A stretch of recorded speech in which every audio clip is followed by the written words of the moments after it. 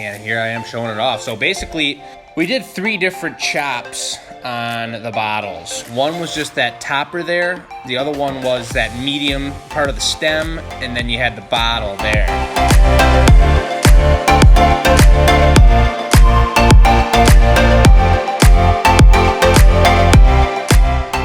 This is super experimental, you guys. This is the experimental show for sure, 100%. We are partnering with Maker's Mark during Arts, Beats, and Eats, which is this large art festival and show and outdoor extravaganza situation here in Royal Oak, Michigan. One of the bigger shows around town. Goes for 4 days, Labor Day weekend, and Arts, Beats, and Eats is sponsoring us by bringing our mobile unit out there, and they want to use recycled Maker's Mark bottles and repurpose them in some sort of way and do a collaboration showing that they as a company support the recycling and the reusing of the material and are thinking about the environment and whatnot, as we are all the time. So it's a really nice partnership.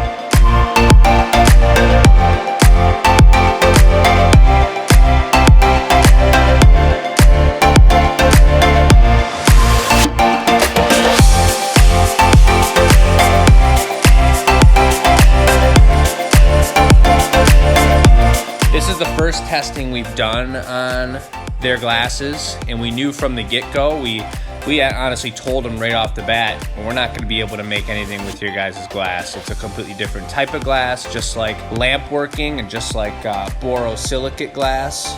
It melts at different temperatures. The coefficiency is different. So what that means is it's the COE, the coefficiency of expansion, and that means that different temperatures react to the glass differently, and that's the deal. So we didn't even think, this is mold blown glass to make these in a factory, and originally here now in the scene we've jumped, there's no longer class. This is about an hour, 2 hours later. Everything was prepped in the garage. We brought it up to 1,000 degrees, and now we're going to start picking it up. But basically what I told the guys is your glass needs to get way hotter, and it doesn't last, doesn't stay juicy as long as ours does, so there's no working time to even do anything.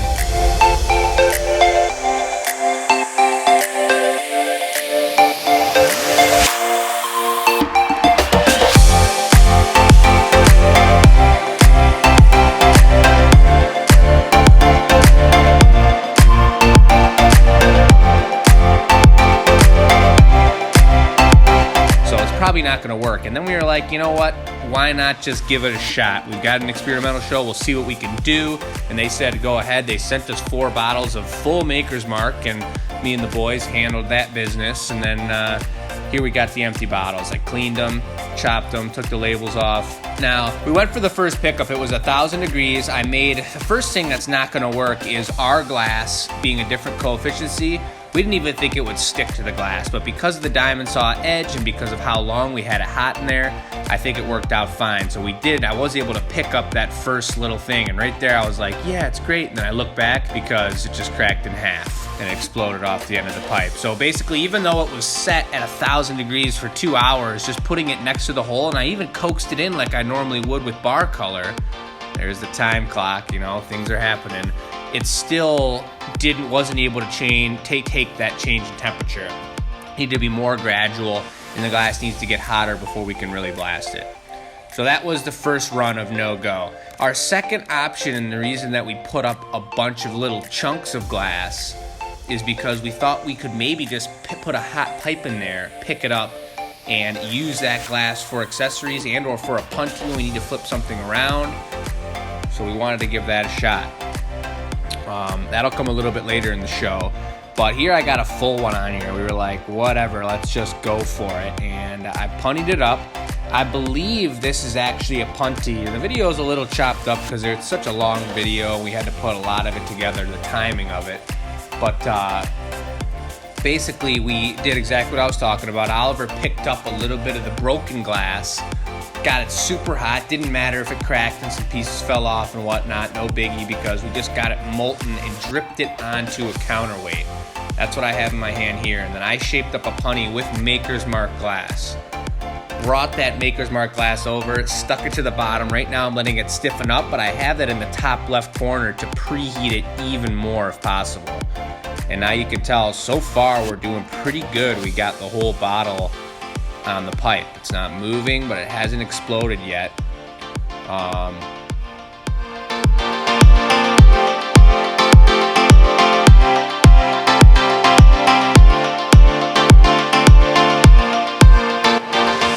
See, I'm kind of working it in a second. There's a beautiful zoom by Michelle on the camera. You got one crack running through it, which I was nervous about, but I coaxed it into the heat. Oliver opened up that left door, and I'm just turning it as even as I can, letting the heat creep out onto it, not blasting it with direct heat. This was a forearm sizzler and an arm workout, just holding the pipe steady like this and being as close to the hole as that when you're from the side there. But it was worth it, because here in a second you're gonna see I'll turn it parallel with the hole and I'll be able to get in there and it won't actually explode. It looks like we're skipping a little video, so we'll come back to that in a second here, but this is what I was talking about, picking up those scraps and shards of the busted stuff. You used a tiny little bit of our glass so that it hopefully wouldn't affect anything. And then here was the other way, the other option of picking them up as well. I made a little post, kind of like if we were gonna do a cane pull. But there's Oliver. That was the glass for the punny right there. He's been doing amazing, got some great ideas, and it was fun brainstorming with him and Michelle on the project. We'll get to some more end results here in a minute, but really just a lot of us testing it out and figuring out what the deal is. How does it work? You know, what can we do with it? This one I really wanted to make into a shot glass, so Oliver was making this up. This is the neck of the bottle, and Oliver was gonna really heat that juice up right there and get it really ready to go.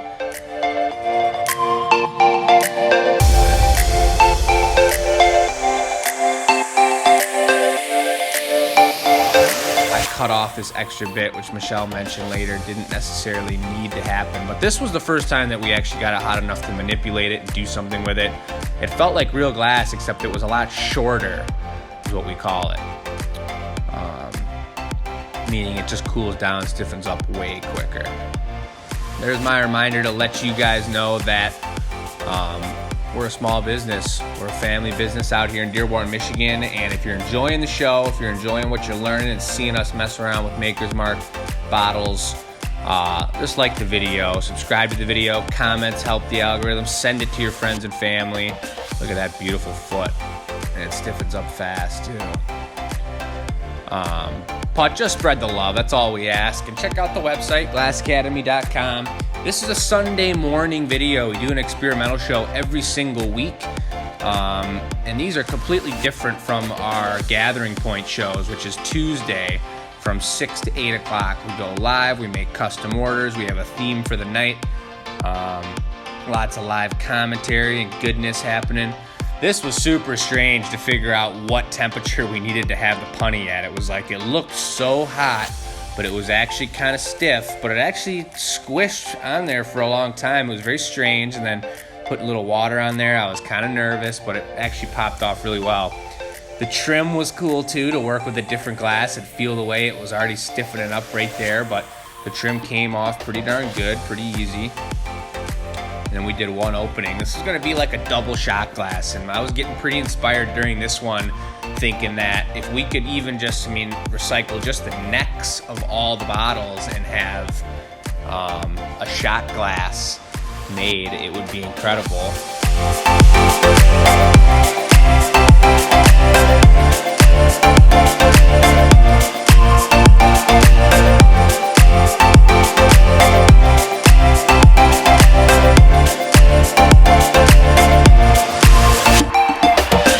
There's going to be some highlights of our Maker's Mark stamp that we had made with the approval of the company. We got their logo made on a custom stamp about the size of like a dime or a quarter, maybe like a nickel probably.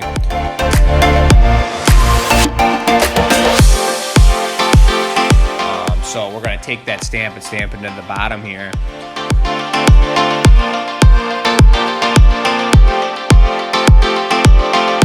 One of the next pieces, I try and make a picture out of the rest of the bottle, and In an ideal world, if we could add color to the glass and reuse it and reshape it into a beautiful and concise and uniform way, I thought that making a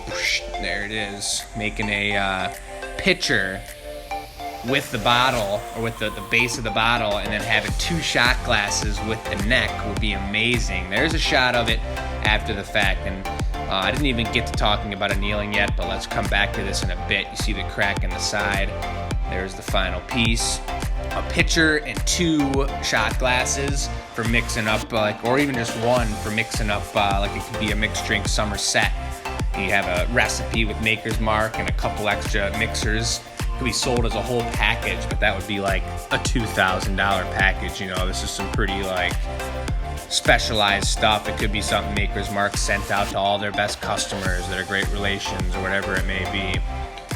Here's Oliver transferring me over some of that Maker's Mark glass to put onto the punny. You can see the way it dripped off the pipe so much easier, but the glass itself was stiffer and was still kind of balled up and weird. What was I talking about then? Oh yeah, cooling down the glass.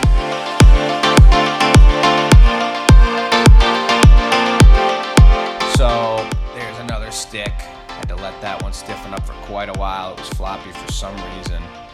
The annealing cycle has to be different too. As much as we can get excited about heating this up and making an actual piece and using the material more than I even thought in the beginning, you can't just put it in the box and have it be its regular cycle. We had paperweights from class in there. We gave it a regular cycle, but we would have to do some serious work, talk with a chemist. We have a really great friend of ours, John Wood, in the shop here, who knows the mechanics of the glass and the physics behind it a little bit more than I say I would. And we'd have to talk with him and figure out the correct cycle, a longer cycle, more time to evenly bring down that temperature. And or it could be the other way. I mean, if these are mold blown glasses, they could be needing to be cooled down quicker, you know, where they hit the mold and they get crushed by some cold metal, and then they just slide down the conveyor belt and get blasted with cold air. It could be almost like tempered. I don't really think that's the way, but I'm very much not in the know here. There we got a full bottle, and it's moving and it's grooving. It's looking good. There's all our social media handles, you guys. If you don't follow us on every platform, we're making a very distinct effort to post different content and different views and different ideas and thoughts and projects on each of the platforms. So if you don't already follow us on YouTube, that's a big one where you are here today. But TikTok's getting pumped up. Our Instagram's amazing. Our Facebook is incredible. And we've got social media plans for all those at the moment.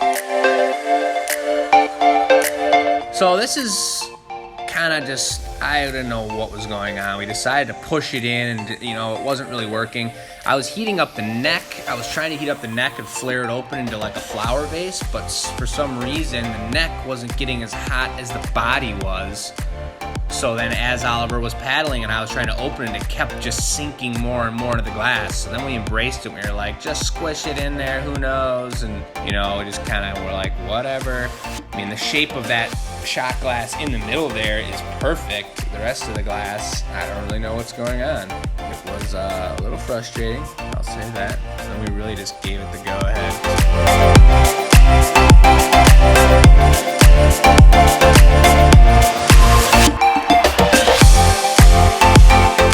Know what you guys think of this. I'm making a point of every Monday I'll be checking the comments on YouTube and answering questions. So if you guys had any questions about the techniques involved here or what our thoughts are going forward, let me know in the comments, and we're always going to be looking to respond and talk with you guys. We love having a little bit of dialogue about the glass.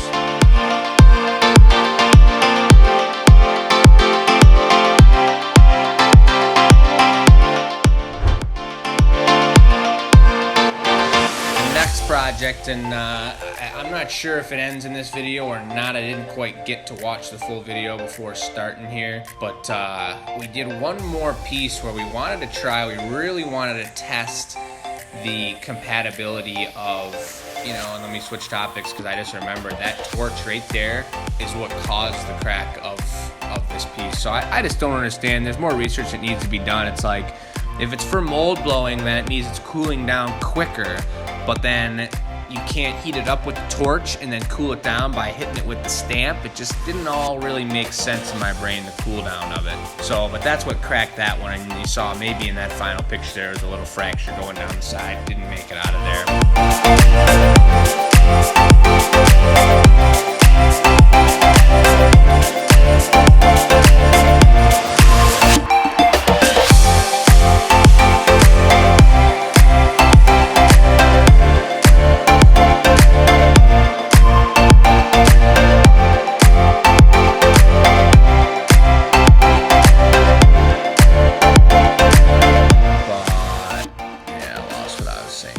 Comes the picture. This one was pretty successful. Already had the neck chopped off of it, and then gave it a little flare, gave it a little pouring spout. And I actually just used the torch to, I thought I was gonna curve in hand lines, like finger spots on one side and thumb on the other. But in starting with the torch, the glass just sank beautifully. So it was kind of like one of those like Calder dairy glass milk jugs, where one side of, I guess both of them actually, I should have just done that for the lefties and the righties. Both sides had just an indented groove that your finger sat in on one side, and then I did just one spot for your thumb on the other, but next time I would do a line on both sides. And this would just be really cool. If it worked out great, I would have loved to have the picture shot glass combo. But regardless, we're gonna talk with Maker's Mark, and we're gonna be bringing all these pieces out to the show or to the art fair and represent just what our attempts were. If anything, we have a stamp made now, and if they're supporting recycled material, we'll work with our recycled glass that's not being thrown into a landfill, do a second design specialty run of Maker's Mark specific glasses with their stamp and their logo in collaboration with the Glass Academy. There's your finger grip number one.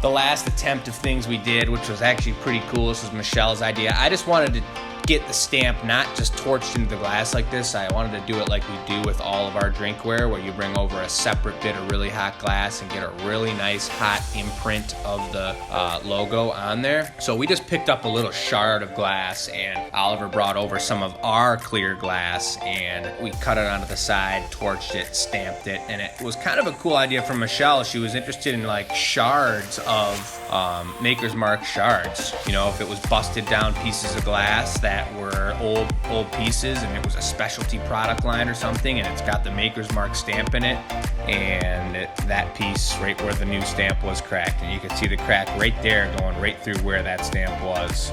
That one didn't make it out of the box. All the pieces broke right off around the stamp, and it was pretty much just the stamp left there. Take a look at the screen. Let us know if you have any questions about anything. Please holler at us in the comments.